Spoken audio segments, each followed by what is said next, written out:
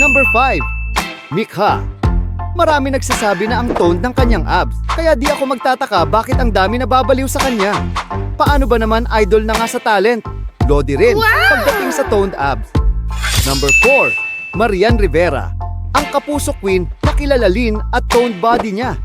Grabe no, di mo aakalain may dalawa na siyang anak dahil mas naging toned pa ang kanyang abs. Number 3. Kim Chiu.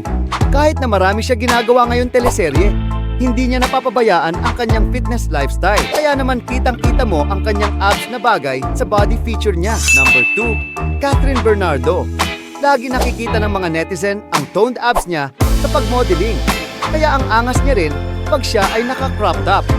No wonder, marami ang napapawaw abs niya. Number 1. Ann Curtis. Always ready ang kanyang abs sa mga photoshoot tulad ng mga ito. Wow!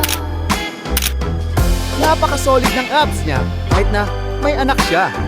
Sino pa kaya ang mga Pinay celebs na solid ang abs? Comment mo sa baba. Nga pala, may napupusuan ka bang celebrity na gusto mong i-feature? I-comment mo sa baba at kung bitin ka pa, mag-follow ka na para updated ka palagi. Yun lang, maraming Nice. salamat sa suporta ka, Modern.